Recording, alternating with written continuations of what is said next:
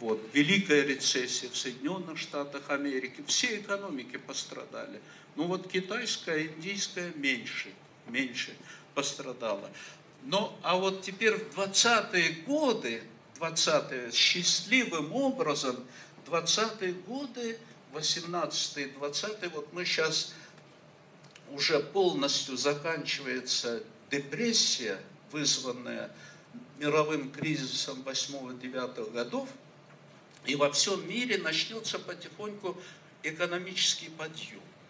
И если не будет, дай Бог, чтобы не было, мировых войн каких-нибудь, конфликтов таких, как это была Вторая мировая война, Великая Отечественная, вот мы праздновали 72-ю годовщину, если не будет войн, то следующие 2 десятилетия, вот ваше счастье, вы сейчас получаете образование, скоро вступаете в взрослую жизнь, 2 десятилетия будут вот это мировой экономический подъем, процветание. Так было, например, после войны в 50-е годы, 50-е, 60-е, начало 70-х. Это была эпоха процветания такого. Во всем мире был подъем. В Америке, в Советском Союзе и даже в Африке, Азии, всюду был подъем. Вот такое время наступает, и надеемся, что удастся предотвратить мировую войну, и тогда вот на вашу долю я хочу сказать, что у вас будет хороший период, 2 десятилетия, когда во всем мире экономика будет на подъеме, и в России, и поэтому будет возможность строить хорошую жизнь.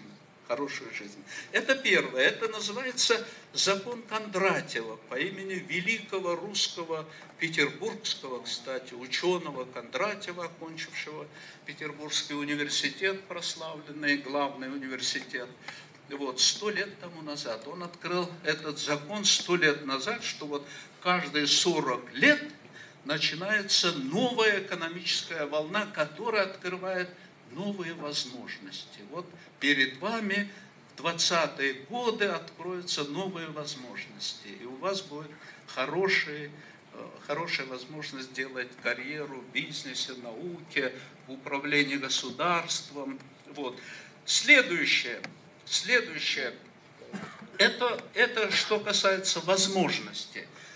А вот что касается движущей силы, сегодня происходит новая технологическая революция, которая полностью преобразует экономику, ну все, что нашу жизнь 20-е, 30-е годы, вот мы пережили 80-е, 90-е, 2000-е годы, это было начало информационной эпохи, шла информационная революция, и благодаря вот распространению информационно-коммуникационных технологий мир сделал большой рывок вперед, и многие страны воспользовались. Вот я возьму маленькую страну, конечно, брать пример Китая, США, России, это для нас, конечно, это не пример. А вот маленькая страна Финляндия, вот здесь вот рядом Финляндия, которая была 100 лет назад самой бедной окраиной Великой Российской империи. Возьмите, сегодня это одна из самых развитых информационных государств. Вот они очень хорошо воспользовались. Это вот благодаря тому, что финские лидеры сумели в 80-е, 90-е годы, в Финляндии были выдающиеся президенты, премьер-министры, которые смогли, вот как Дэн Сяопин, сформулировать свое видение, что в Финляндии, там производилась только вот лесопромышленная продукция. Вот они выпускали мебель, это во все времена. У них леса потрясающие, качественные. И поэтому лесная промышленность там все, так же, как у нас сельское хозяйство. А вот благодаря тому, что они вовремя подключились и сделали это своей стратегией, финны стали ведущей информационно-технологической державой и сегодня имеют жизненный уровень не хуже, чем США во многих самых развитых странах мира. Вот, пожалуйста, пример маленькой страны, где тоже где-то 7-8 миллионов человек, а это республика, как наша, например. Вот важная сторона. Но сегодня мир вступает во вторую фазу информационной революции, и уже начинается интернетизация всего, вот интернет вещей особенно. И интернет вещей, то есть присоединение к интернету различных умных вещей, сегодня переходит плавным образом интернет-индустрию, то есть уже интернет-промышленность появляется, где промышленные предприятия, производство, они все будут управляться интернетом, они все будут взаимосвязаны и будут управляться интернетом. И в 20-30-е годы на смену нынешней экономике, автоматизированной тоже, но придет уже новая индустрия, это интернет-индустрия, где производственный процесс в основном будет осуществляться трехмерной печатью, которую обычно называют 3D-принтеры, трехмерные принтеры. Вот сегодня уже широко они распространены. В прошлый раз я посетил свой родной университет, и здесь я увидел, студенты уже печатают, по-моему, тоже, да, Тауфик Исмаилович, вот печатают, студенты здесь тоже уже печатают свои какие-то изделия на 3D-принтерах. Пожалуйста, они уже в учебном процессе используются. А придет время, 20-е годы, все будет, да, сегодня вот ответственные детали самолетов, космических ракет, они все печатаются, но там лазерная печать только печатаются с помощью 3D-принтеров. Так что придет время, когда будем пользоваться производствами, в основном основанными на 3D-принтерах. И это все можно как раз освоить нашей молодежи, почему нет. Так вот, это вторая возможность, о которых мы говорим, это как раз технологическая революция. Ну, два слова скажу. Сегодня в основе вот новой технологической революции лежат NB конвергентные технологии. Это нанотехнологии, биотехнологии, информационно-коммуникационный, вот второй этап начался, и когнитивные технологии. А когнитивные – это сознание, это искусственный интеллект, то есть уже в конце 20-х годов появятся продвинутые роботы, вот, и разумные компьютеры, которые будут управлять многими процессами вот, в реальной жизни. То есть происходит научно-техническая революция, которая изменит весь мир. Ну вот возьмите, важно то, что они конвергентны, это означает их взаимовлияние и взаимопроникновение. Ну, например, вот бионанотехнологии. Бионанотехнологии сегодня уже позволяют выращивать практически любые человеческие органы. Из стволовых клеток самого человека можно, если раньше, допустим, человек в результате аварии потерял руку, то ему могли сделать механическую. А сегодня вот в Японии японские бионанотехнологи одному японскому пианисту, который потерял руку в автомобильной катастрофе, вырастили руку. И этот пианист сегодня счастливым образом продолжает давать концерты, играет выращенной рукой также на фортепиано, как и раньше было. То есть любые органы, только два органа еще пока не смогли, это человеческий мозг и сердце. А все остальное, руки, печень, там все уже можно, уши, все это можно вырастить. Вот. Так что видите, как все будет меняться. Итак, первое, благоприятствует большой цикл подъема Кондратьева, вот новые технологии невиданные идут сейчас. Потом следом еще одна потрясающая новость, которая, в общем-то, для нас крайне важна. Это, вы знаете, идет сейчас потепление, о котором долго спорили, есть, нет. Но вот, наконец, глобальное потепление климата идет. Наконец, вот в 2015 году в Париже прошла Всемирная климатическая конференция, на котором единодушно эксперты всех 200 государств Организации Объединенных Наций пришли к выводу, что да, потепление идет и оно угрожает уже. То есть вот за столетие Земля нагрелась дополнительно на 1 градус. Это из-за того, что мы последние 2 столетия сжигали очень много угля, нефти, газа. Вот они дают парниковые газы, которые идут в атмосферу и потом образуют парниковый эффект, начинают греть приземную атмосферу. Это, в общем, очень опасное явление, потому что, посмотрите, уже сегодня начинают таять северные льды. Вот если Земля нагреется еще на 1 градус, туда растают все северные ледники, вот, арктические, а это поднимает мировой океан на 10-15 метров. То есть все крупнейшие города, центры науки, культуры, такие как Токио, Сан-Франциско, Шанхай, и к великой печали наш родной Санкт-Петербург, они окажутся в море.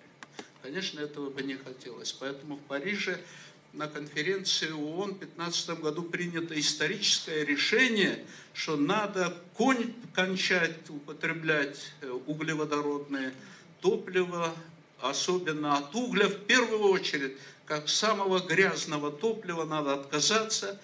Вот, от нефти постепенно, от газа, и надо переходить к возобновляемым источникам энергии, солнечным, ветряным.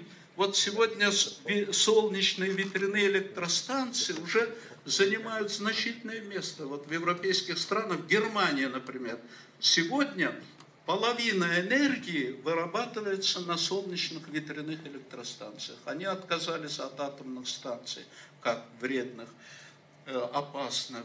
Вот.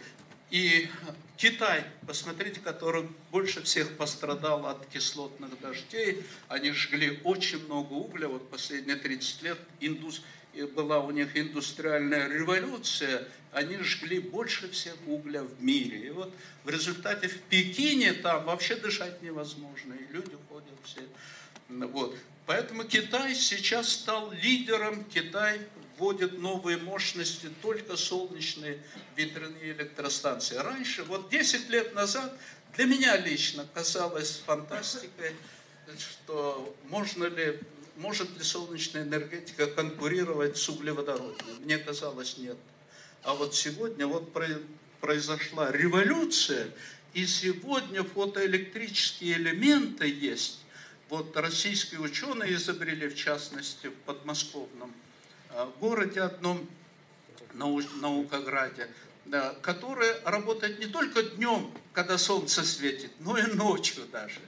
Ночью, то есть даже в инфракрасном излучении генерирует электрическую энергию. И причем по стоимости сегодня это примерно сравнилось уже с углеводородными. Поэтому весь мир сейчас начал переходить на возобновляемые. Вот в Париже принято решение всему миру стараться заменить уголь, нефть, газ на солнечную, ветряную и прочие возобновляемые источники энергии. Я почему подробно об этом говорю, это крайне важно для нашего родного Кыргызстана, к этому я тоже подойду. Вот еще одна возможность – это отказ от углеводородного топлива, переход к возобновляемым источникам энергии идет. То есть, но скажу, чем грозит. Вот мы занимаемся в Московском государственном университете моделированием мировой динамики, в том числе моделированием климата. Моделируя климат, вот удивительно, где-то будет очень жарко. Например, в Средней Азии, в Узбекистане, в Туркменистане, Казахстане будет очень жарко, очень будут проблемы большие. Там и так пески в Туркменистане, еще жарче станет. Там иногда летом бывает температура 50 градусов, а сейчас вот моделирование показывает, там еще на 5-7 градусов поднимется, просто неизвестно как люди. Но к нашей большой радости Кыргызстан и Таджикистан останутся вот таким оазисом, огромной Центральной Азии, оазисом вот прохлады. В наших горах будет прохладнее, то есть тоже чуть-чуть нагреется, но все же останется как оазис прохлады и чистой питьевой воды. С водой будет все труднее и труднее, и вода будет на вес золота, вода будет дороже нефти, дороже всего, дороже золота. Поэтому мы сохраним наши водные ресурсы, и мы сохраним прохладу. Поэтому Кыргызстан и Таджикистан будут притягательны. Все люди из всех соседних республик, из дальних, будут летом стремиться попасть в нашу страну, чтобы окунуться немного в горную прохладу, вот почувствовать прохладу. Все, кто бывали в жару, вы помните, как стремитесь к прохладе, правильно? Прохладе, попить чистой воды из горного ручья прохладной. Это же огромное счастье. То есть Кыргызстан станет местом потрясающе привлекательным для туристов со всего мира. Все. И еще одно скажу. Сезон отдыха на Иссык-Куле сегодня короткий же, это 2-3 месяца всего, правильно? Это июнь, июль, август, да, и даже половина июня и так далее. Так вот, мы просчитали на компьютерах, там будет сезон продлиться от половины апреля до половины ноября. Представляете, полгода как в теплых морях и океанах можно будет к нам приезжать на Иссык-Куль отдыхать. Поэтому Кыргызстан станет мечтой туристов, и мы должны превратить ее в страну туризма. Страну туризма. Вот, это одна из возможностей для нашего Кыргызстана, ну и соседнего Таджикистана, который тоже находится в аналогичных условиях. Вот это климатическое потепление одним несет проблемы, а для нас, кыргызстанцев, это несет возможности. И этим надо воспользоваться. И я говорю, лучшим бизнесом 20-30-е годы, вот помяните меня, лучшим бизнесом станет вот бизнес по установке солнечных ветряных электростанций. Вот молодым людям я советую, изучайте. Сейчас их производят в Европе, еще больше уже в Китае.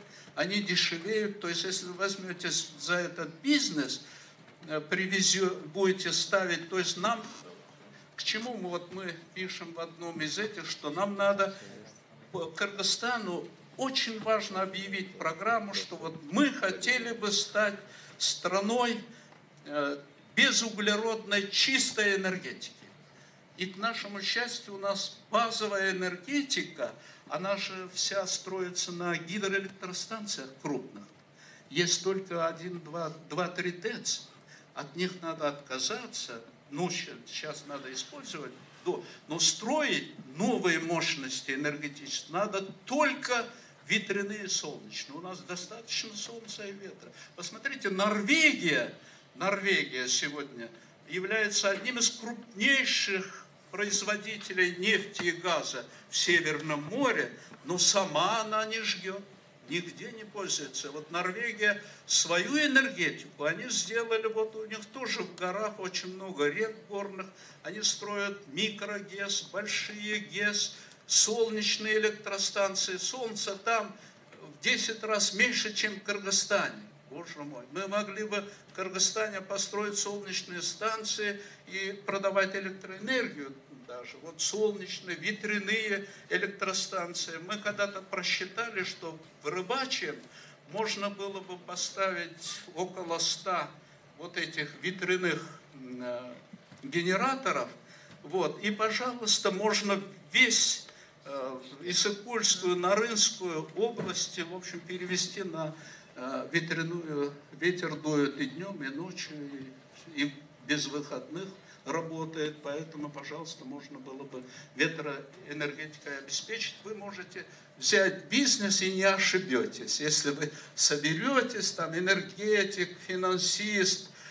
Да, а теперь нужно делать умную энергетику, поэтому вам нужен будет еще и специалист по вычислительной, компьютерной технике. Надо начинить их компьютерами, потому что же ветер в разное время дует то сильнее, то слабее. В это время надо перекачивать энергию друг друга.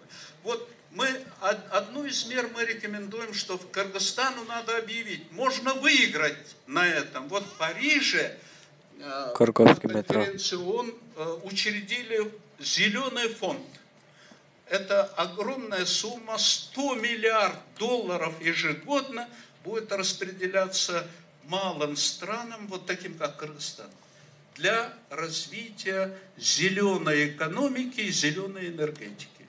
Вот если Кыргызстан возьмется, допустим, бизнес, страна взялась за инициативу, что вот мы в течение следующих 15 лет полностью перейдем на исключительно возобновляемые безуглеродные источники энергии. И можно получать из Парижского фонда там миллионы долларов, и это облегчит как раз покупку ветряных, солнечных, потом можно самим начать производить. Мы, кстати, планировали, у нас в Ташкумуре специально был даже такой завод, где мы фотоэлектрические преобразователи хотели. Ну вот продолжается этот процесс. Можно в будущем это производить и самим. То есть Кыргызстану надо, вот пользуясь тем, что у нас в 20-30-е годы в результате потепления климата будет комфортная обстановка, приглашать туристов, будет зелено, и сделать страну экологически чистой. И объявить, что мы только за чистую в экологическом отношении Кыргызстан, будут ветряные солнечные электростанции строиться, а экономику сельскую, сельское хозяйство надо переводить на рельсы зеленой экономики, то есть экологически чистую продукцию.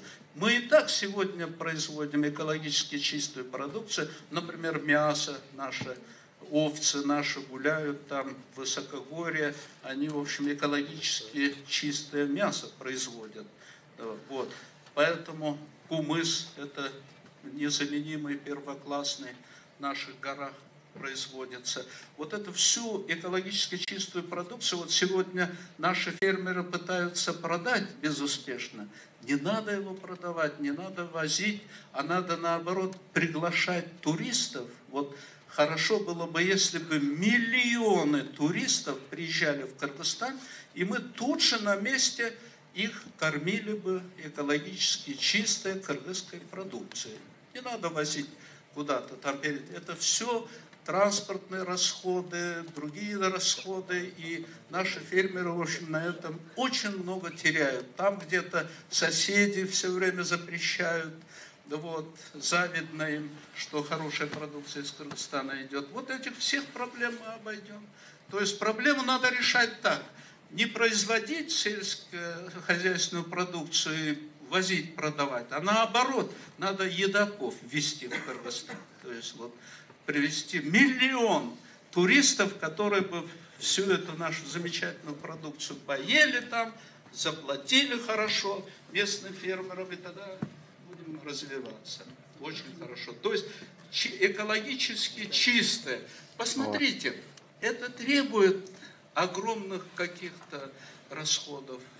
Нет, это нужна политическая воля, желание, это надо заразить молодежь, потому что ветряные солнечные электростанции доступны, и можем даже Китай с 1,5-миллиардным населением к 1940 году хочет половину энергетических мощностей перевести на солнечную ветряную электростанцию. У них там целые провинции, вот мы ездили с дочерью, видели, 3 года назад были на международной конференции, ветряные и солнечные электростанции. То же самое можем сделать мы.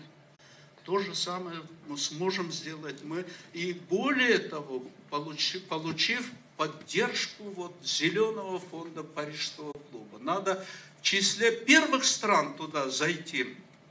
Я вам скажу, вот здесь как раз речь шла о дороге Бишкек-Ош. В начале 90-х годов ни одна страна не давала деньги на инфраструктурные проекты, то есть на дороги, вот, телекоммуникацию и так далее, а давали в основном на рыночные реформы, ну, в общем, на проедание, а потом это в долг. И вот мы ломали голову, каким образом получить, а нам нужно было построить дорогу Бишкек-Ош, пока мы были в Советском Союзе, не было проблемы, потому что из Оша люди перебирались во Фрунзе через Узбекистан, Казахстан дважды пересекали, а потом попадали в Чуйскую долину, Бишкек. Не было никаких проблем. А когда Союз развалился, мне однажды приехал житель Оша и говорит: Оскар Аркадьевич, вот пока я ехал из Оша в Бишкек, говорит, с меня, говорит, сняли все. На первой границе, говорит, костюм сняли, на второй границе сняли рубашку, я вот такой голый к вам приехал. То есть вот с чего началась идея построить дорогу прямую между Ош и Бишкек современную. И мне вспомнилась эта замечательная история с Великим Шелковым путем. И мы приехали в Японию с официальным визитом в 1993 году в начале. И вот как раз перед введением национальной валюты тоже было. И вот премьер-министру Японии я говорю: вот, господин Ватанабе, мы знаем, что вы не даете деньги на инфраструктурные проекты, но, говорю, у меня есть проект исторического значения. Вот мы, кыргызстанцы, хотим возродить, построить кыргызский участок Великого Шелкового пути. Вот это Ош-Бишкек, хотя Великий Шелковый путь вот из Оша в Бишкек не шел, там по-другому, но важен символ. Я говорю, а Ош был вот одним из центров на этом Великом Шелковом пути, одним из важнейших торговых, культурных центров на этом Великом Шелковом пути. Он ахнул, говорит: вот это да, говорит, ну мы должны Великий Шелковый путь, тем более возрождение Великого Шелкового пути, это крайне важно. Я, говорит, сам постараюсь переговорить с руководством Азиатского банка, а в Азиатском банке всегда президент был представитель Японии, и найти вам возможность дать кредит. И так вот через год они выделили кредит, огромные 500 миллионов, 500 миллиарда, и мы начали и быстро построили вот за 2 года.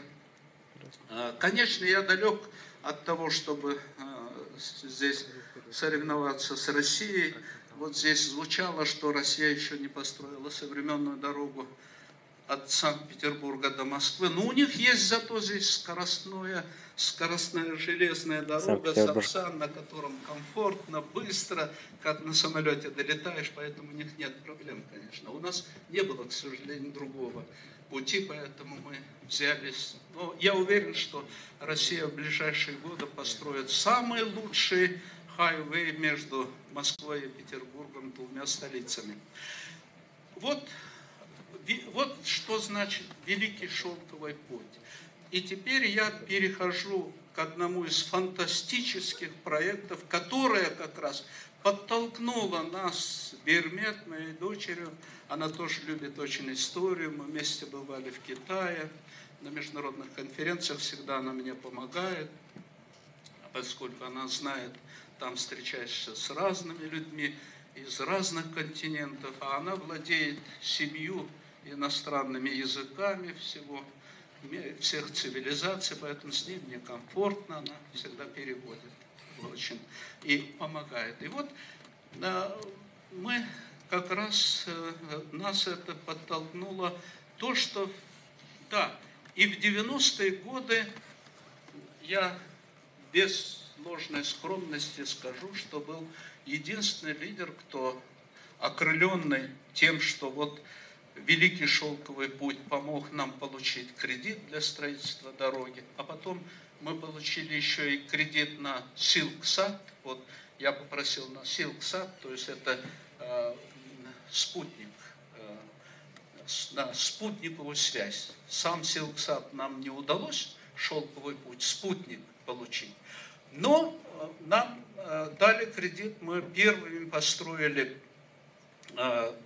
космическую станцию для цифровой спутниковой связи. Таким образом, первыми мы получили широкополосный доступ к интернету. И кроме того, вот эта волоконно-оптическая линия прошла в Шанхай, Европа, через нас тоже мы постарались, они хотели мимо нас, но вот мы боролись, и прошло через нас. Мы получили, наша кыргызская молодежь в числе первых получила возможность доступа к интернету, широкополосный доступ. И мы первыми провели цифровизацию связи в Кыргызстане, то есть мы были первой страной, кто перешел от аналоговой связи к цифровой полностью в 90-е годы. Вот, провели. Это тоже был замечательный проект. Я выдвинул идею тогда возрождения Великого Шелкового пути. Почему? Потому что нам все мешали торговать. Даже соседи наши, любимые, наши братья, казахи, и те, бывает, закроют границы, там не провезешь, не проедешь просто иногда. То на юге, то на той, на другой стороне. И вот, думая над этим, я как раз выдвинул инициативу возрождения великого. Я говорю, послушайте, вот 2000 лет тому назад здесь проходил Великий Шелковый путь, никто никого не останавливал, нигде таможенных сборов, ну, сборы какие-то собирали, но нигде никого не грабил, нигде караваны шли из одного государства в другое, из одного континента в другой. Давайте снимем все барьеры. Но, конечно, ничего не вышло. И единственный лидер страны, крупный такой, который поддержал меня, провел конференцию, пригласил, был президент Турции Сулейман Демирель, которого я называл Сулейман Великолепный II. Помните, у них был такой Сулейман Великолепный. Вот фильм шел по телевидению 2-3 года назад, замечательный, да? Сейчас продолжение идет, Великолепный век. Ну вот Сулейман Великолепный II пригласил, сам выступил, вот на этом, к сожалению, закончилось. И я думал, наверное, да, в Китае очень прохладно это тогда приняли. Вот в Японии мы нашли отклик. И вот в 2013 году новый председатель Китайской Народной Республики Си Цзиньпинь объявляет эпохальный проект возрождения Великого Шелкового пути в 21 веке. Потрясающий. Причем проект, который буквально через 2 года был создан, в течение 2 лет, был создан фонд Шелкового пути. Потом Азиатский банк инфраструктурных инвестиций, учредителями которого стали уже на сегодня 75 стран. Китай, все страны Евразийского континента, все хотят. Причем колоссальные суммы на инфраструктурные проекты, скоростные железные дороги, автомобильные трассы, морские пути, логистические узлы. Вот на все это огромные деньги планируют. Вот вдумайтесь, один Банк развития Китая планирует до 2020 года, осталось-то вот 3 года, 18, 19, 20, за 3 года выделить 1 триллион американских долларов на шелковые проекты. Это потрясающая сумма. Потому что у Китая столько денег свободно, капитала, что они хотят реализовать вот это очень быстро, очень быстро. И это, с этого времени у меня нет покоя, мы с дочерью общаемся, говорим, боже мой, надо стремиться не отстать. То есть Китай может пройти, построить их цель-то, как и в древние времена, в общем, довести свой товар в Европу туда, в Европу через нас, через Россию, через Центральную Азию. Они хотят в Европу, богатую Европу, где будут покупать китайские товары. Конечно, и мы там посередине будем. Вот это не дает покоя, но это колоссальная возможность. Если этот проект реализуется, а проект идет полным ходом, вот недавно, 14-15 мая, Си Цзиньпин собрал представителей 130 государств мира, и приехали 30 глав государств и правительств, и в том числе президент России Владимир Владимирович Путин. И вот они провели первую конференцию по реализации проекта возрождения Великого Шелкового пути в 21 веке. То есть они хотят, чтобы вся Евразия, включая африканский континент, все стали участниками вот этой новой торговой схемы. Что привлекательно в этой китайской идее? Вот мы знаем, что торговля в мире крайне несправедливая, потому что торговые законы ВТО там диктуют капиталистические лидеры, Соединенные Штаты Америки, Европейский Союз, и там все эти законы дискриминационные для малых стран. Особенно африканцы страдают, у них качают все богатства, все золото, алмазы, все, что там есть, качают, и им, бедным, просто ничего не остается. Такие законы торговли. И нам трудно в Центральной Азии тоже нелегко. Вот несправедливая торговля. В рамках ВТО это не решается.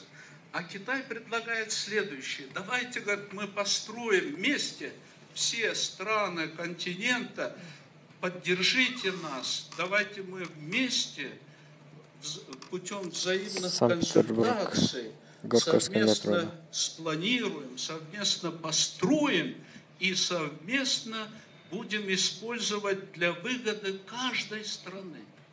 А если есть риски, говорит Си Цзиньпин, давайте, говорит, риски возьмем мы на себя, на Китай.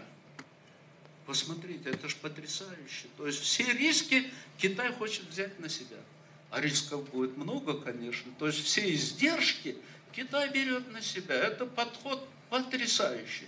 Тогда как Америка в любой торговой, вот у них обсуждали трансатлантический, транстихоокеанский, везде американцы насилуют этих своих торговых партнеров с выгодой для себя. Выгода, поэтому от них бегут. Даже европейцы не стали подписывать.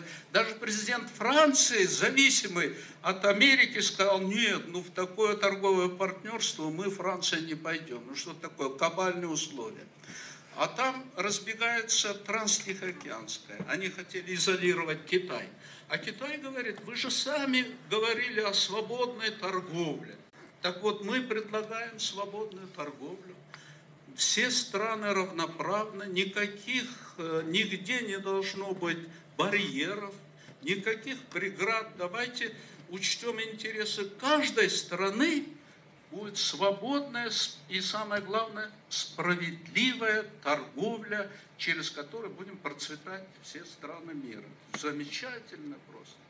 Поэтому, конечно, американцы злятся, критикуют, европейцы критикуют их, что это все вот пустые слова и так далее. Но Китай, пожалуйста, подкрепил это триллионами долларов и говорит, нет, вот, пожалуйста, давайте проекты мы начнем реализовывать. Вот, пожалуйста, в Пакистане сегодня реализуют проекты на 100 миллиардов долларов. Вот, в других странах уже шелковые проекты пошли. Поэтому для нас открывается колоссальная возможность. Почему? Гульнас или нет, да? Я так скажу. Да, там есть для молодежи, мы как раз написали из истории, во-первых, мы написали историю древнего Великого Шелкового пути. Я об этом 2 слова сейчас скажу, подробнее вы прочитаете в самой книге. Скажу, что когда 2100 лет назад выдающийся китайский военный разведчик и талантливый дипломат Чжан Сян открыл Великий Шелковый путь. Это было в 128 году до новой эры. То он пришел куда? Он пришел в наш родной Иссык-Куль. Он предположительно через перевал Бедель пришел на Иссык-Куль, и его это потрясло. Он ничего подобного не видел на Востоке. Такой изумрудной красоты озеро он описал, причем роскошные леса, эти голубые тяньшанские ели, это все он описал, осталось в его записях. Можно их сегодня прочитать, это потрясло его.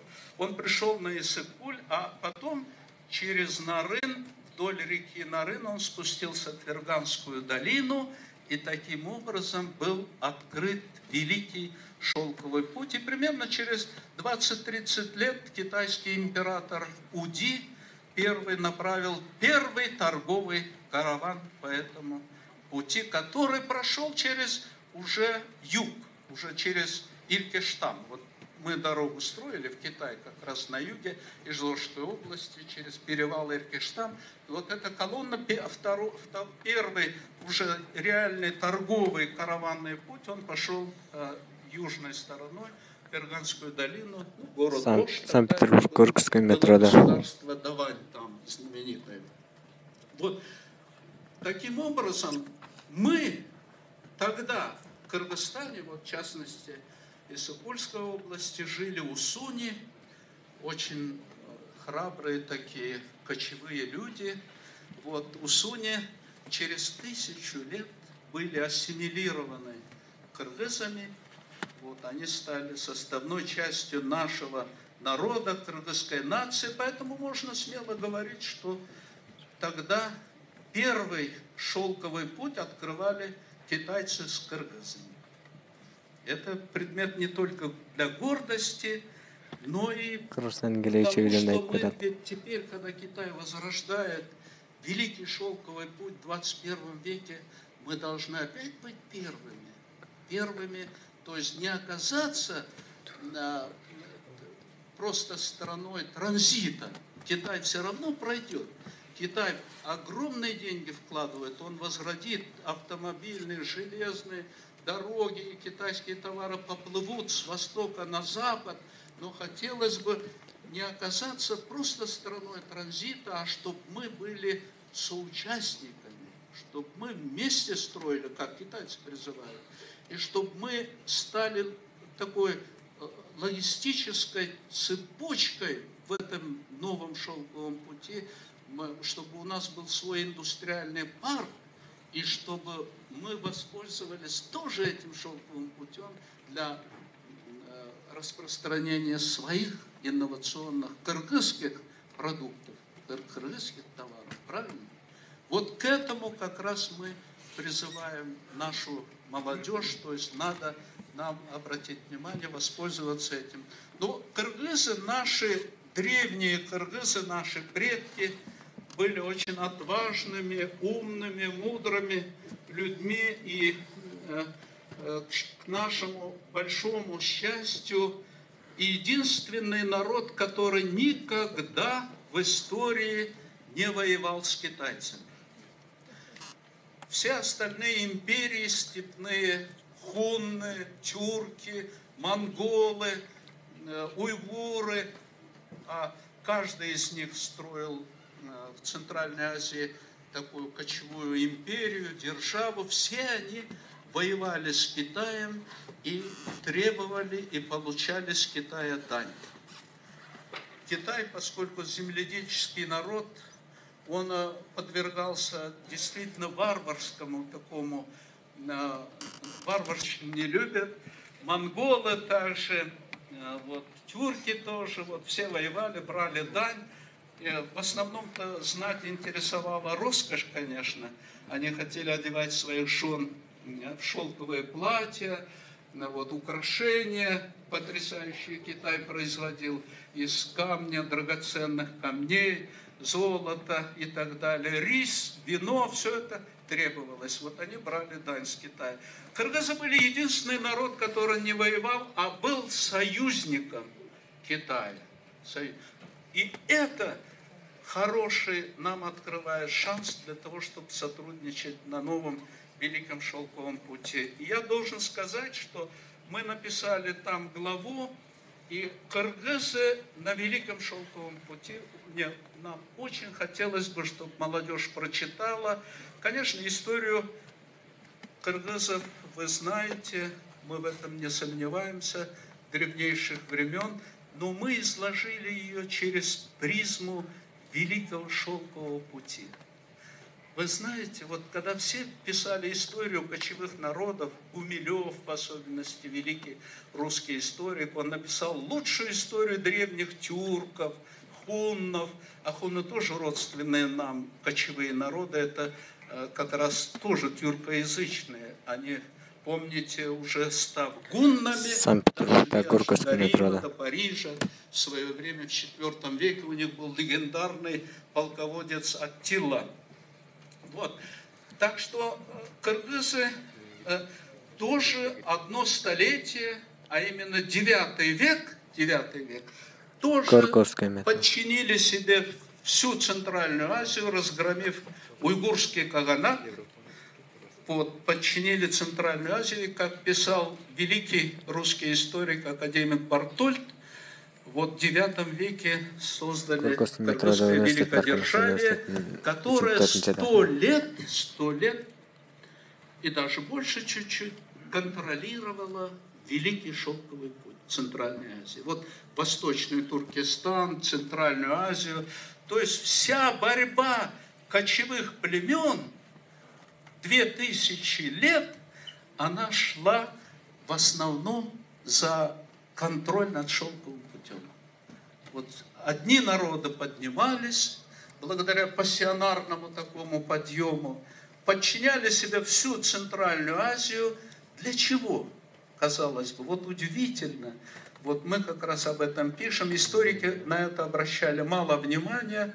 Они все боролись за то, чтобы взять контроль над шелковым путем и получать драгоценности древнего мира, шелк, фарфор, специи восточные, единственными лекарственными средствами, все эти благовония, специи. Вот эти товары как раз привлекали кочевые народы, и поэтому они существовали, какая-то хунны 4 столетия, тюрки 2 столетия, жуан-жуане еще 2 столетия, уйгуры 1 столетие, кыргызы в том числе тоже доминировали в Центральной Азии 9 век и контролировали Великий Шелковый путь, наши предки. Видите? Поэтому сегодня пришло время, когда кыргызы снова должны, мы считаем, принять участие в строительстве нового шелкового пути. И почему бы не помечтать, что вы сможете взять контроль над центральноазиатским регионом на этом Великом Шелковом пути? Чем мы хуже, чем наши предки, которые жили в IX веке, правда? Да, вот я на вас смотрю, богатырь. Вот, вы можете, я уверен, вы сможете. Вот, но каким образом? Сегодня, конечно, не требуется военная сила. О чем мы говорим? Мы пишем следующим образом, что в наше время что является основной движущей силой? Это вот знание, мы говорили. И второе – это информация. Поэтому вот то, что в наших силах, мы пишем, что нам нужно готовить хороших математиков, хороших специалистов в области вычислительной техники, информационных технологий, создать лучший в Центральной Азии центр по обработке больших данных, создать самый крупный суперкомпьютерный центр по обработке. Мы говорим, что нужно вот на базе нашей академии, это можно было бы сделать, собрать подготовить новых, в общем, собрать тысячи математиков, программистов, специалистов микроэлектроники, вычислительной техники, интернет-индустрии, и таким образом взять под контроль все потоки информации. Сегодня во всех странах крупные проекты решаются исключительно путем обработки больших данных. Вот у нас в Московском университете сегодня ведутся очень большие работы. И эти методы называются, математики назвали облачные вычисления. Вот раньше арифметические, алгебраические были вычисления, да? А сегодня столь фантастически огромные данные, что их невозможно этими методами обработать. Поэтому придумали новые методы, которые называются облачные вычисления. Вот облако данных, и суперкомпьютеры их обрабатывают, извлекают полезную информацию для управления, для торговли, все. Вот кто возьмет контроль над информационными потоками в Центральной Азии, тот и будет контролировать новый Великий Шелковый путь тут. Почему мы не могли бы с Китаем это сделать? Можем. Я считаю, можем. Мы первыми с помощью японцев в нашей Кыргызской академии создали вот такой центр обработки больших данных, на Западе их называют Big Data. Японцы нам для этого специально поставили малый суперкомпьютер. Ну, надо работать с ними, возьмем большой суперкомпьютер. Вот, можно еще больше. Вот с Японией у нас были прекрасные в свое время отношения, можно с этой страной наладить. Вот, и снова, и вот такой центр мы могли, потому что Кыргызстан всегда славился своими прекрасными математиками. У нас была замечательная математическая школа. Вот, к сожалению, недавно скончался глава этой школы Мурзабек Иманалиев, президент Кыргызской академии наук в свое время, выдающийся математик. Но математиков, слава богу, у нас очень много, и можно быстро их подготовить. Мы как раз пишем, что с Бермет, что она в свое время окончила лучшую физико-математическую школу в Кыргызстане, одну из лучших в Советском Союзе, потом училась на факультете вычислительной математики и кибернетики в Московском университете. Поэтому она мечтает, что в Кыргызстане можно возродить эту математическую школу. Вот как можно было бы взять контроль над новым шелковым путем в 21 веке. Ну и, наконец, я, наверное, вас уже утомил, но не могу не сказать еще об одном самом главном. Самое главное, вот мы сказали, что начинается новый большой подъем мировой экономики, вот, на волне которого, это, знаете, это как вот, когда парусный корабль плывет по океану, морю, и все время дует такой попутный ветер, и прямо несет корабль к цели. А бывает, что дни, месяцы, вы читали многие романы приключенческие, дует встречный ветер, и корабль стоит на месте. Или тонет, топит, буря, там все, да? Вот Кондратьевский цикл такой. Это значит, 2 десятилетия нам будет дуть такой попутный ветер, которым надо воспользоваться. А потом встречный, вот как 10 по нынешний день, 10 лет уже вот мировая конъюнктура экономическая очень плохая, депрессия во многих странах, кризисы. Вот это означает встречный ветер. Вот нельзя опоздать. Раньше корабли, которые плавали, они должны были поймать эти ветры, и они доплывали быстро к цели. А если чуть-чуть запаздывали, все, они топтались на месте. Поэтому надо поймать эту волну обязательно.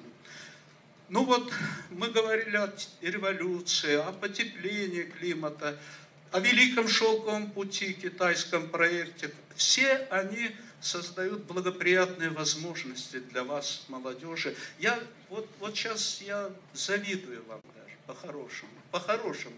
Потому что вот наше время, вот как 60-е годы, как-то мы учились, а когда мы росли, у нас одни то войны, то конфликты, то революции, то распад, то это все было вот как раз мы попали на этот депрессивный период.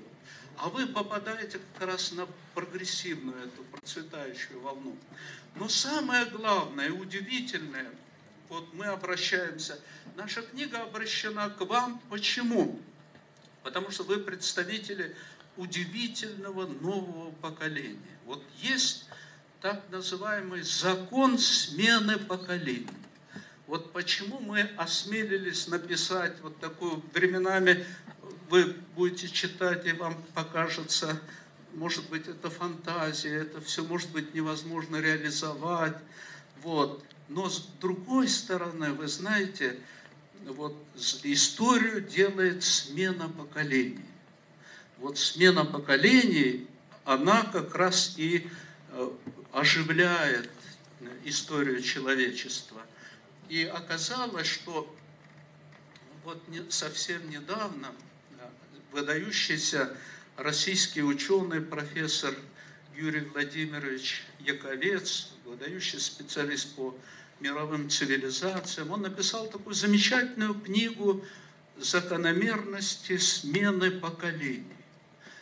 Ну, я скажу только следующее. Вот он послевоенные поколения приводит поколение 60-х, ну, вы, наверное, слышали, в особенности из литературы.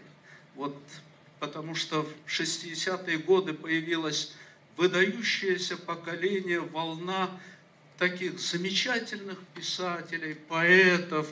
В России вот ушел последний представитель шестидесятников недавно, как же, вот, друг Вознесенского, Евтушенко вот недавно похоронили, но были выдающиеся писатели. Я вам напомню о кыргызских, и вы сразу увидите Чингиз Айтматов, Бибисара Бишеналиева, вот, Асанкан Чумахматов, Калым Молдавасанов, оперные певцы Минджилкыев. Вот здесь мы встречались с выдающимся академиком Лихачевым, он его сравнивал даже с Шаляпиным. Он говорит, вот такой голос был только у великого баса Шаляпина. Вот такие были, Пайргуль Сарбаева, вот такое было поколение, Толем Шокеев. Ну, в общем, всех не перечислить. Я ученых еще назвал. Вот Мырзабек Иманалиев я назвал, Адышев, у нас был выдающийся геолог, медики, Миррахимов, Мамытов, который в 90 лет еще делает сегодня замечательные хирургические операции, пожалуйста. Вот это поколение. Мамакеев, извиняюсь, там. Вот. И теперь возьмите, да, а потом поколение 90-х. Вот поколение 60-х. Ну, а в мире, в России возьмите, поколение 60-х, оно совершило научно-техническую революцию, покорило космос, приручило атомную энергию. То есть, ну, просто фантастические, талантливых людей дало это поколение 60-х. А потом пришло поколение 90-х. Оно разочаровало.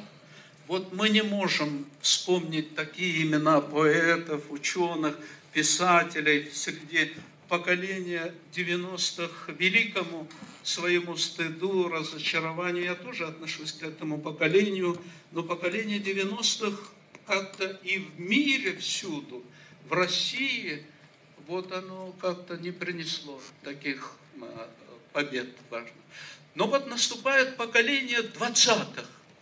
Это вы будете как бы строить историю нашей страны, вообще ваше поколение мира, вот 20-е, 50-е годы. Вот 30 лет истории человечества – это вот ваша ответственность. Вы вот в 25-м году каждый из вас уже придет или к управлению государством, или сделает бизнес свой. Кто-то, наверное, будет обустроить весь Кыргызстан солнечными ветряными электростанциями, кто-то создаст свою туристическую индустрию, будет возить в Кыргызстан на экологически чистое питание туристов со всего мира. вот успеете. Вот это поколение идет счастливым образом, видите, совпадает это и с кондратьевским циклом. Это редко бывает. И с кондратьевским циклом. И вот совпадает это и с технологической революцией новой. И самое главное, вот что установил Яковец, он говорит, он там доказывает это, аргументированно, он говорит, что поколение 20-х будет похоже на поколение 60-х. И поэтому он называет это поколение, то есть ваше поколение, он называет надеждой человечества. Это означает, что поколение 20-го, вот среди вас сегодня, я уверен, сидят будущие Айтматовы, Океевы, могу сказать, и Миррахимовы, вот, Мамакеевы, я не ошибусь, здесь и медики есть, вот я лично знакомился с студентом первого прославленного медицинского университета, вот, и будущие наши маршалы внутренних дел, надеемся, они наконец установят твердый порядок в Кыргызстане, чтобы всем было комфортно, а всем этим недругам, чтобы там не было житья никакого, да? Надеемся. Вот они такие сидят, очень красивые, молодые. Я уверен, что они это добьются. Поэтому и надежда.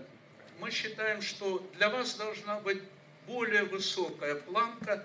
Мы вот такую планку хотели сформулировать, что мечта, что Кыргызстан, воспользовавшись вот теми возможностями, о которых я говорил, технологическими, экономической конъюнктурой, потепление климата, Великий Шелковый путь, вот, и так далее, вы сможете построить в Кыргызстане.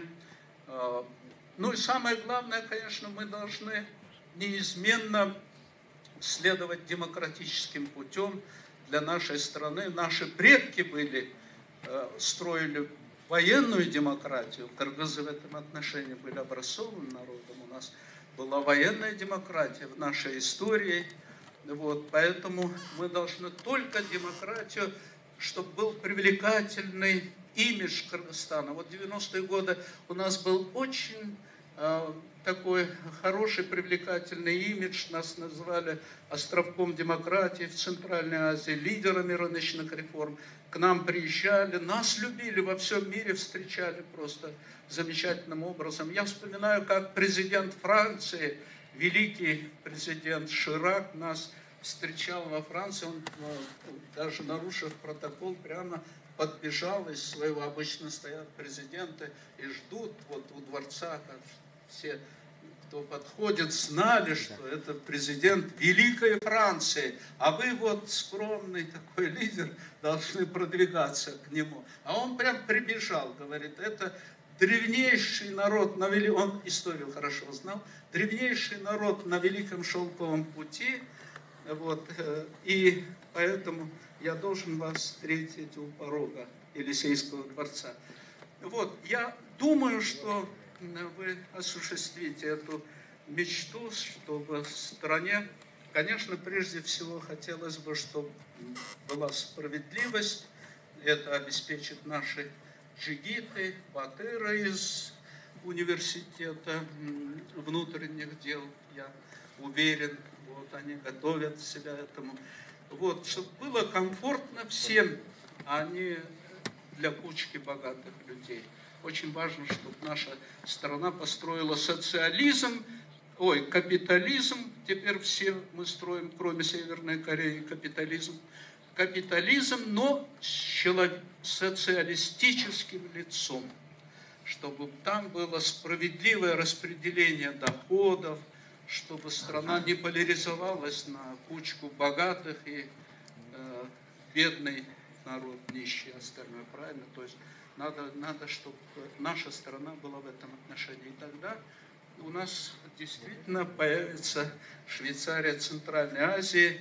Вот я там бываю, дочь организует нам всегда летом, чтобы мы имели возможность походить по горам швейцарским. Я там наблюдаю удивительную вещь и мечтаю. Там, вот если в Кыргызстане на высокогорье пасутся там миллионы овец, лошадей, а в Швейцарии в горах миллионы людей со всего мира так пасутся, ходят по горам, горным тропинкам. Кто-то поднимается на вершины, кто-то просто отдыхает, кайфует там. И причем на самой вершине приходишь, там кафе, где тебе дают из швейцарская кухня, экологически чистая, швейцарское пиво, вино, там все, вот прохладительные напитки, все. И швейцарцы счастливы, посмотрите, они не думают, что вот мы принимаем гостей со всего мира, обслуживаем. Они счастливы, потому что к ним приходят и оставляют со всего мира валюту, они живут, процветают. Пожалуйста. Вот такую жизнь мы могли бы создать у себя в Кыргызстане, превратить ее действительно в Швейцарию, вторую Швейцарию Центральной Азии. Однажды я поделился этой мечтой с одним швейцарцем, а он мне говорит: слушайте, господин президент, вы, говорит, совершаете ошибку. Это мы, швейцарцы, должны мечтать, чтобы мы были вот похожей на вашу страну. Ваша страна много краше, чем наша. Ваш Иссык-Куль несравненен. Ваши горы подпирают небо, не то что наши Альпы. У вас такой замечательный, талантливый народ, который подарил миру такого великого полководца Манаса, единственного полководца, памятник которому стоит в Организации Объединенных Наций. Вы знаете, наверное, что Организация Объединенных Наций не любит военачальников, полководцев, потому что эта организация создана для мира, для предотвращения войн. И когда мы дарили Манаса, они сказали: да, это был полководец великодушный, он не завоевывал, он отстаивал свободу, независимость своего народа. Поэтому мы его вот поставим на лучшем месте в Организации Объединенных Наций. И каждый, кто входит в ООН, его обязательно встречает наш полководец Манас великодушный. Вот. Поэтому, я думаю, у нас есть все шансы. Я хотел бы всем нам, теперь уже я начал с того, что пожелал каждому из вас удачи в вашей жизни, всем нам пожелать удачи, воспользоваться вот этими шансами, возможностями и превратить Кыргызстан в Швейцарию Центральной Азии, процветающую, комфортную для жизни страну 21 века. Спасибо.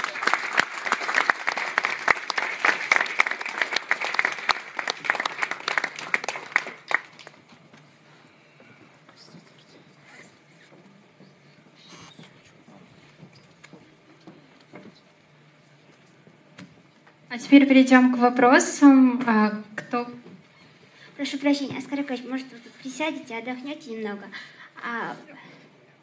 Я хотела передать слово Тауфику Измайловичу. Пожалуйста, прошу вас.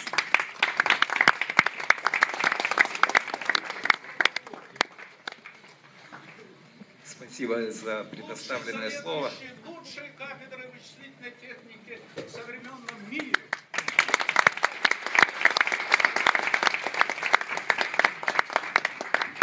Ну, во-первых, я хотел бы сказать, что мне очень приятно сегодня приветствовать здесь Оскара, потому что нас действительно более 50 лет связывает дружба. Я хотел бы прежде всего отметить, что это не только выдающийся ученый, политик, но это и просто прекрасный человек. То есть его человеческие качества соответствуют именно тому, что каждый из вас хотел бы иметь таких людей около себя. Я считаю, что счастье людей заключается не только в том, чтобы достичь каких-то высот в науке, в политике, в искусстве, но это еще счастье, это когда вас окружают люди, с которыми вам приятно находиться. Вот Оскар, для меня он Оскар Акаевич, Так? Это прежде всего человек, с которым рядом приятно находиться, причем независимо от того, какой пост занимает, независимо от того, на каком он уровне находится. Когда он был президентом Киргизии, мы также с ним встречались, и никакого ощущения того, что рядом какой-то великий человек, там, этого не было, потому что это просто был тот же самый Оскар для меня, с которым мы учились, который обладает такими достоинствами, что они не могут исчезнуть, независимо от того, какой пост занимает человек. Я могу сказать, что власть, она не очень, конечно, наверное, хорошая вещь, в том плане, что власть людей портит. И в моем представлении Оскар Акаевич власть не только не испортила, а наоборот сделала лучше, сделала мудрее, потому что он стал понимать и стал обладать теми знаниями, теми возможностями, значит, которые, возможно, без политической вот такой деятельности его, может быть, и не было бы. Вот, я хочу пожелать, мне приятно видеть здесь еще много вот именно студентов, которые собрались, которые встречаются с Оскаром Акаевичем. И хочу пожелать, чтобы все, что здесь сейчас говорилось, рассказ был, мне кажется, чрезвычайно интересный и чрезвычайно полезный для всех нас. Я хочу пожелать, чтобы все сбылось, то, что он желает вам, то, что желает своей стране, своей республике, потому что это действительно очень великолепный край. Я бывал несколько раз в Кыргызстане, но тогда это была Киргизская республика.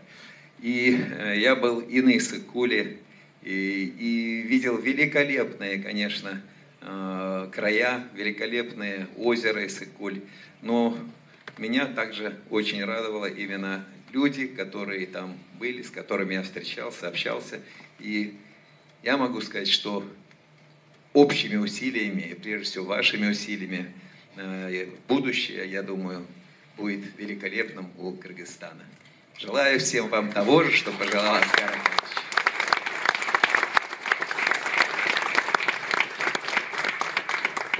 Друзья, сейчас переходим к вопросам. Я напоминаю, что прежде чем задать вопрос, вам нужно представиться. Кроме того, напоминаю вам про регламент. Желательно сформулируйте свой вопрос, чтобы он был кратким и доступным. У кого есть вопросы?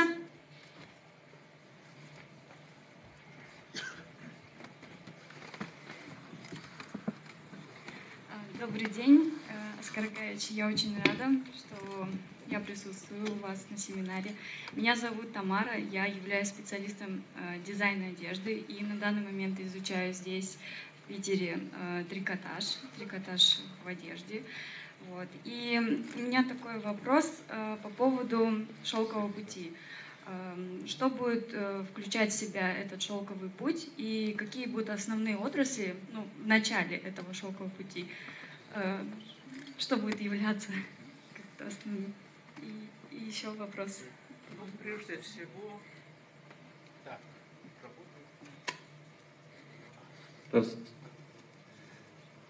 прежде всего, спасибо за такой интересный вопрос. Прежде всего, хочу также поздравить, что у вас замечательная специальность, ведь шелковый путь, поэтому трикотаж, все, что связано с одеждой, оно же обязательно будет присутствовать.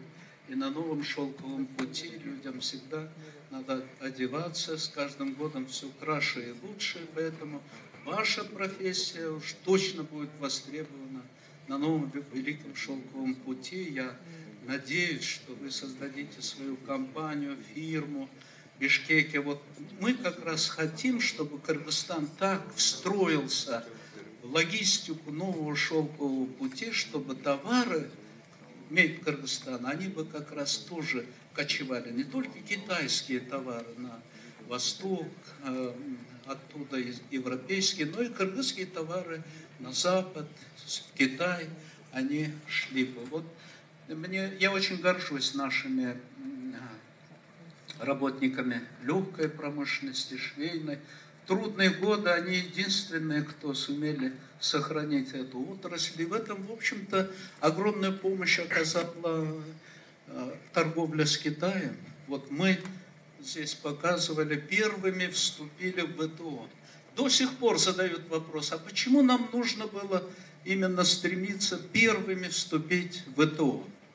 Многие думают, что мы соревновались со своими партнерами по СНГ, Казахстаном, Узбекистаном. Ничего подобного.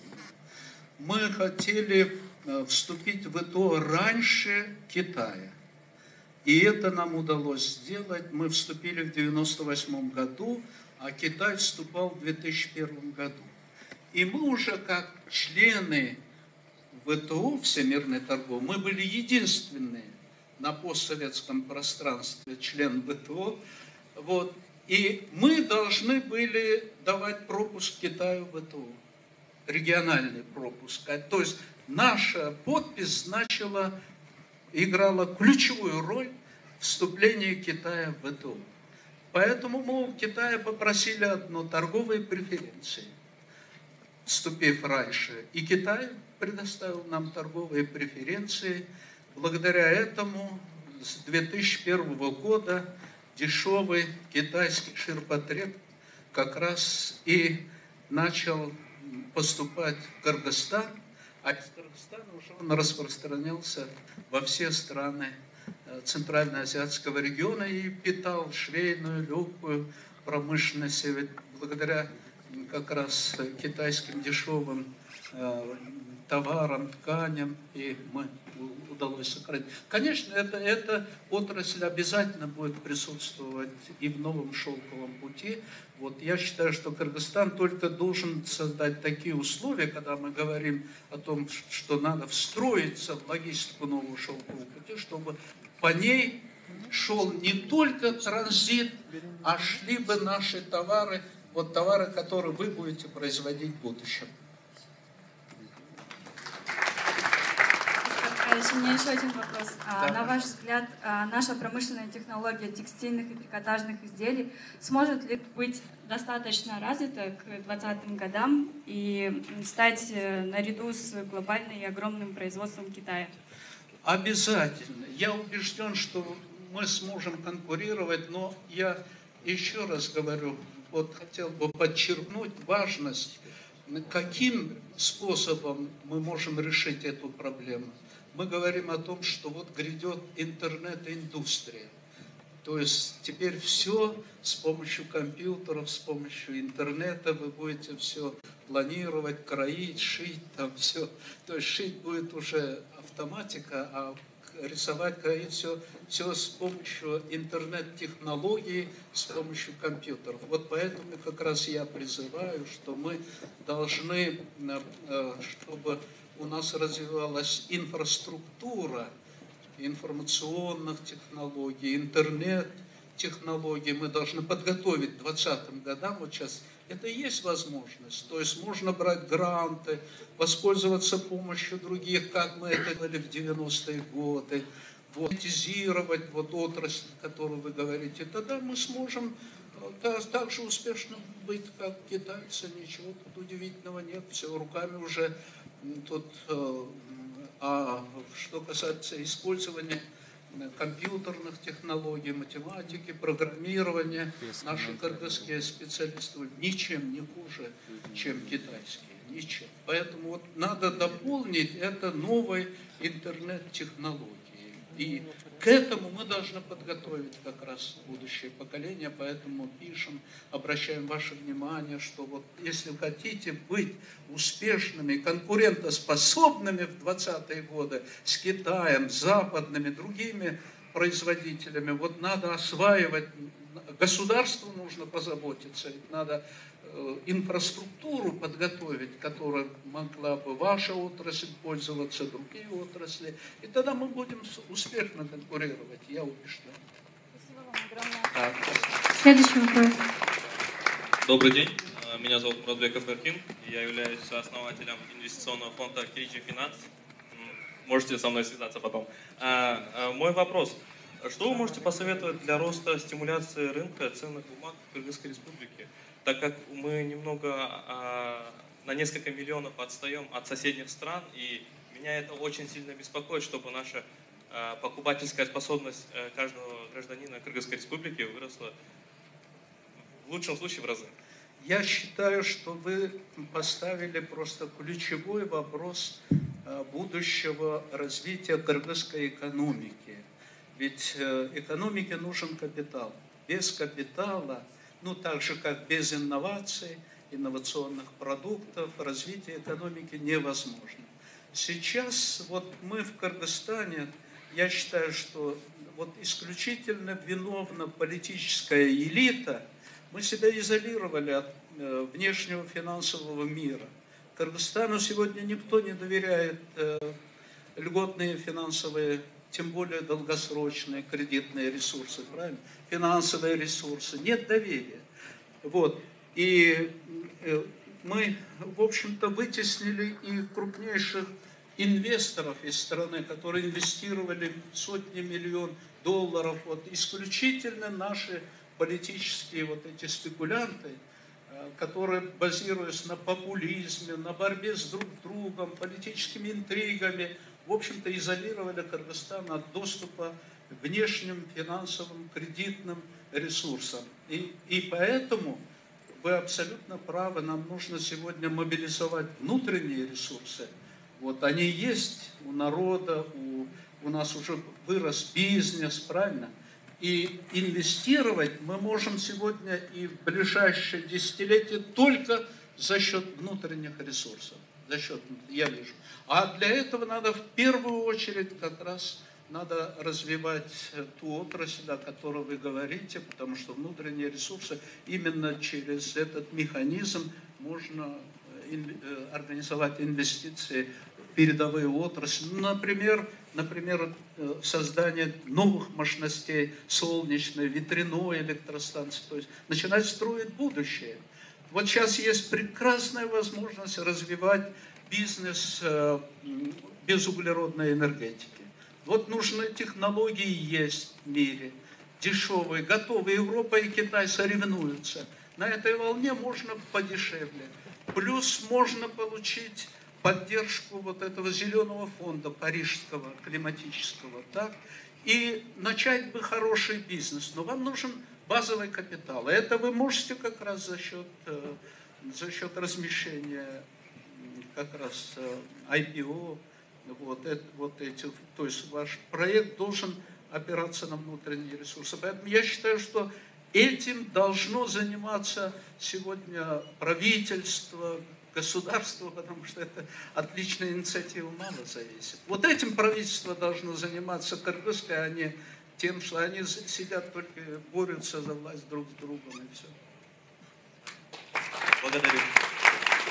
Здравствуйте. Меня зовут Асанов Кугельбай, я являюсь капитаном медицинской службы, военно-медицинской службы. У меня вот вопрос такого характера. При всем уважении к вам, послушав вас, я понял, что вы живете своими мечтами. В реале, здесь все присутствующие, которые захотят вернуться в Кыргызстан, поймут, что в Кыргызстане жизнь намного тяжелее и сложнее. Я тоже здесь 7 лет проучившись курсантом, да, прилетел домой, окрыленный мечтами. И все это за раз рухнуло, когда я начал получать по 18 тысяч сомов в месяц. Через 2 года я позвонил, спросил, сколько же я сейчас буду получать. Мне сказали, намного лучше, 19. Вот. Ну, меня здесь предупредили, сказали, что здесь вопросы политического характера не задаются. Тогда у меня вопрос вот такой относительно вашей вот стратегии. Я врач, да? И для меня развитие воспринимается как лечение. Лечение бывает 2 видов, так же, как и развитие.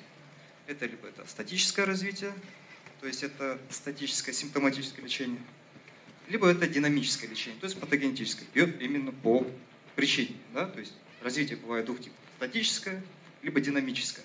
А что значит опережающее развитие для Кыргызстана? Ну, прежде всего, конечно, мы осознаем, и, наверное, в этом есть доля и моей ответственности, моей вины в том, что в Кыргызстане сегодня реальность, конечно, желает оставлять лучшего. Поверьте мне, будучи президентом 14 лет, я приложил максимум усилий, все свои знания, все свои силы, чтобы хоть как-то вот улучшить жизнь народа, чтобы качество жизни в Кыргызстане было лучше. Конечно, в реальности мы не смогли достигнуть многого. Что есть, то есть. Вот. Но мы хотим, конечно, чтобы страна не стояла на месте, чтобы страна действительно росла, а такая возможность вот сегодня, в ближайшие десятилетия появляется. И поэтому вот я начал с того, что прошлое, настоящее изменить уже невозможно, очень трудно повлиять на процессы в настоящем. А будущее еще можно строить. И поэтому я считаю, что очень полезно все-таки влиять на видение будущего, на стратегии будущего, чтобы действительно врач, я считаю, вот мы в этой стратегии пишем, что надо начинать с реформы образования, поднять престиж учителя. Я вспоминаю свое детство, школьные годы. Учитель в школе – это был самый уважаемый человек в селении. Самый уважаемый. Все аксакалы, все люди всех возрастов всегда с поклоном, с колоссальным уважением относились к учителям. И учителя по тем временам, в общем, получали хорошую зарплату в трудные послевоенные годы. И поэтому все-таки это был была престижная. И то же самое относится к врачам. Я помню, врачи, учителя, одним словом, интеллигенция послевоенные годы, в Советском Союзе, в советской эпохе человеческие ресурсы ценились высоко. И вот мы с Тауфиком Измайловичем, моим другом, говорим, что мы были профессорами, мы захватили счастливое время, когда мы, профессора, были средним классом. Мы, профессора, получали зарплату тогда, которая позволяла нам каждый год поехать куда-то отдыхать. А сегодня, в сегодняшней жизни, вот мы, профессора, уже не можем позволить того, что может позволить какой-нибудь мелкий предприниматель. Ну, времена меняются. Но если мы хотим лучшего будущего, то, конечно, надо вернуть то время, престиж учителя, врача, потому что ключевую роль будет играть человеческие ресурсы, знания, информация, я сказал. А это образованный, здоровый человек только может успешно решать те проблемы, которые возникнут от созданием интернет-индустрии. Вот мы призываем как раз вот почему мы так вот плохо живем, потому что у нас экономика ресурсная, она остается ресурсной. Вот у кого богаче ресурсы, у кого есть нефть, газ, они стали лучше жить, потому что сейчас еще эпоха нефти, газа продолжается. А вот мы страны, которые сельскохозяйственным, другим натуральным ресурсом, мы живем хуже. Вот мы как раз предлагаем стратегию, которая позволит построить вот вместо низкодоходной ресурсной экономики, построить высокодоходную экономику, основанную на интернет-индустрии. Вот тогда можно будет производить продукцию с высокой добавленной стоимостью, и учителям, врачам, интеллигенции, вообще человеческий капитал можно поддерживать более высокой зарплатой. Мы считаем, что даже сегодня мы вот в нашей стратегии обозначили, что поскольку человеческие ресурсы в 2020 год будут решать проблемы, то надо поднять престиж учителей, врачей и сделать так, чтобы их зарплата была в 2 раза выше средней, вот как в России говорят, по региону. То есть надо законодательно. Ну а для этого надо вводить прогрессивный подоходный налог у нас уже вырос, класс предпринимателей разбогател, надо, чтобы они делились все-таки, надо вместо плоского налога потихоньку надо поднимать налоги, делать прогрессивными, с богатых побольше. И вот эту часть мы предлагаем не бедным, а в первую очередь врачам, учителям. Потому что они определяют человеческие ресурсы, и вы должны получать не 19 тысяч рублей или сомов, а получать 40-50 тысяч как минимум. Да. Ну, надо стремиться, государство для этого существует, надо. Для этого государство существует. Государство должно... Надо убедить, надо, чтобы было... Знаете, Карл Маркс сказал такую замечательную вещь. Идея становится материальной силой, когда она овладевает массами. Поэтому мы даем идею вот вам, будущим поколениям, если это овладеет вами всеми, вы добьетесь обязательно. Вы придете в парламент, большинство из вас, вот я уверен, 20-е годы будут депутатами, молодыми, энергичными, какими мы были в 80-е годы. В парламенте будете пробивать это и строить справедливую жизнь. Я с вами полностью согласен, что учителя, врачи, ученые, они должны быть. Вот мы сегодня с Ставром Измайловичем, как профессора ведущих российских университетов, получаем по 30-40 тысяч рублей. А в советскую эпоху мы получали 5 раз больше. Скорокаевич, можно я несколько слов скажу?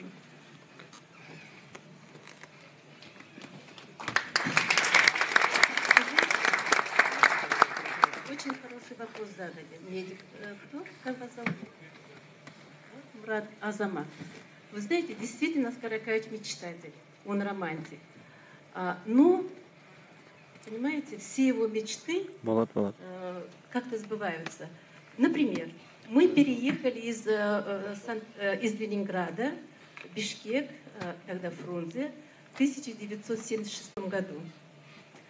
И я Скорокаевич вот через 2 года, кажется, стал заведующим кафедрой вычислительной техники, по-моему, ЭВМ. Да. И он начал выступать лекциями вначале в Политехническом институте, потом в других организациях о роли компьютеризации, компьютера. И он говорил мне, я говорю, что это такое? Он мне говорит, вот через 10 лет, через 15 лет, через 20 лет, значит, компьютер это будет использоваться как ручка. Я говорю, что за фантазия? Вот мечтать можно обо всем. Но как это может быть, чтобы каждая, даже кухарка, пользовалась компьютером как ручка? А действительно, сейчас же все ваши мамы, может быть, даже бабушки, все дети, все пользуются компьютером как ручка. Правда? Вы даже больше, наверное, любите писать на компьютере, чем ручкой. Вот, пожалуйста, представляете, вот в 1978 году Скорокаевич начал говорить о компьютеризации, потом в школе, в 65-й первой школе создан был класс, сейчас, и там начали преподавать основы компьютеризации. И поэтому, конечно, то, что вот Кыргызстан опережал по компьютеризации, интернетизации в 90-е годы, это вот мечта Скорокаевича, которую он уже в 1978 году говорил. Теперь вот сегодня, да, Китай объявил суперпроект, мегапроект, проект Великого Шелкового пути. Вот опять, значит, в 1993 году, когда Скорокаевич, то есть был визит в Японию, когда Скорокаевич выступал, значит, лекция так называлась «Доктрина или дипломатия Великого Шелкового пути». И то, что сейчас, вот недавно была конференция то, что сейчас говорилось на этой конференции, это основы все были изложены в доктрине или дипломатии «Шелкового пути» Оскара Акаевича в каком году? В 93-м году. Вот вторая мечта. Вот это как фантазия. Для меня это была фантазия тоже. Я задаю вопрос. Ну как это можно так, чтобы вот товары шли от Китая до Европы, через Кыргызстан? Ну для меня это тоже была фантазия. Поэтому я уверена, то, что сегодня говорил Оскар Акаевич относительно Кыргызстана, что Кыргызстан должен как бы интегрироваться со всем миром, и Кыргызстан должен сыграть свою особенную роль в историю Великого Шелкового пути. И вот Жанна Джумабаева, вы знаете, да, Туман Джумабаева, замечательный художник, но в России он считается одним из таких успешных, талантливых художников. Я всегда Жанне рассказывала вот эти наши истории. То есть я вам только 2 истории рассказала, как Оскар Акаевич с большим опережением мечтал, говорил, строил планы, а потом все это действительно осуществлялось. Вот. Но у Оскара Акаевича есть одно свойство. Действительно, он немножко опережает. Поэтому будьте готовы, что вы сыграете огромную роль в процветании Кыргызстана. Спасибо. Оскар Акаевич, мы еще раз благодарим вас за ваше выступление. И, наверное, заключительный вопрос задам все-таки я.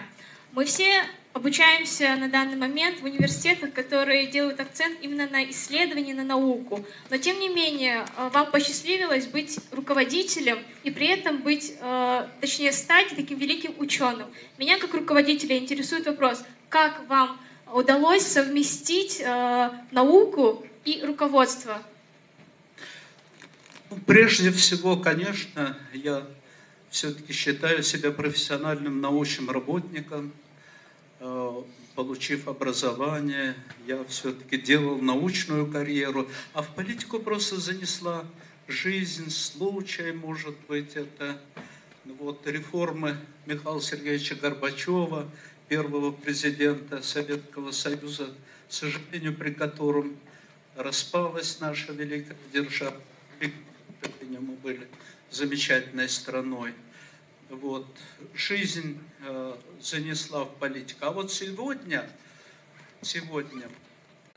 я счастлив и рад, что вернулся к своей основной профессиональной деятельностью, занимаюсь исключительно научными исследованиями в прославленном Московском государственном университете по своей специальности. Как раз наш институт называется Институт математических исследований сложных систем имени Пригожина. Пригожин – это был такой нобелевский лауреат, основатель теории хаоса, который доказал впервые, что любой порядок возникает из хаоса.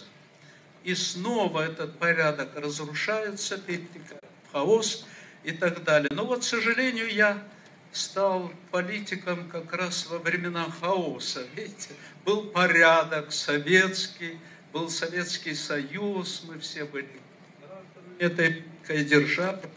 Вот. А потом наступил хаос, и в это время народ призвал меня в политики, в лидеры. И я еще раз хочу сказать, что я со всей ответственностью отнесся к этому, вложил максимум своих сил, знаний, души, не жалею о том, что было сделано. Все-таки самое главное, что мы сделали, я считаю, в 90-е годы, это сумели все-таки построить независимое, суверенное государство Кыргызстан, которое, может быть, в экономическом плане, правильно говорит наш капитан медицины, не очень преуспело, вот, но зато мы все-таки создали государство добрым имиджем островка демократии в Центральной Азии. Мы пользовались поддержкой, все международное сообщество активно поддерживало. Вот, я только сожалею только об одном, что я мечтал в 2005 году организовать вот такую конституционную передачу власти. И в 2004 году за год я объявил, что я на выборах 2005 года не буду участвовать, я буду передавать эстафету новому президенту, но, к сожалению, вот этот тюльпановый переворот лишил этой возможности нас, американцев, которые организовывали тогда тюльпановую революцию. Я говорил, послушайте, если вы хотите, чтобы подлинные элементы демократии развивались в Центральной Азии, вы должны помочь нам, чтобы мы создали прецедент конституционной передачи власти, то есть через выборы. Но они, помните, у них была успешная розовая революция в Грузии в 2003, в 2004 году оранжевая революция в Украине, а в 2005 они спланировали, им обязательно нужна была революция в Центральной Азии. Ну вот они совершили у нас в Кыргызстане, тем самым показав, что, в общем, утверждение демократии не является главной целью Соединенных Штатов Америки. И в этом мы убедились, когда они разрушили такие государства Ближнего Востока, как Ирак, Ливию, Сирию, Афганистан. Что стало с этими государствами? Ливии просто нет уже, а другие распались. Мы видим деятельность Америки в этом плане очень основательным. Я думаю, что у Кыргызстана все-таки, я оптимист, я верю, что вот ваше поколение 20-х добьется снова того, что Кыргызстан обретет тот добрый имидж островка демократии, который поможет нам как раз построить вот такое процветающее будущее на новом великом шелковом пути. Вот. И я пожелаю вам в этом удачи. Друзья, сейчас приглашаем всех для одной общей фотографии. Просьба пройти на сцену.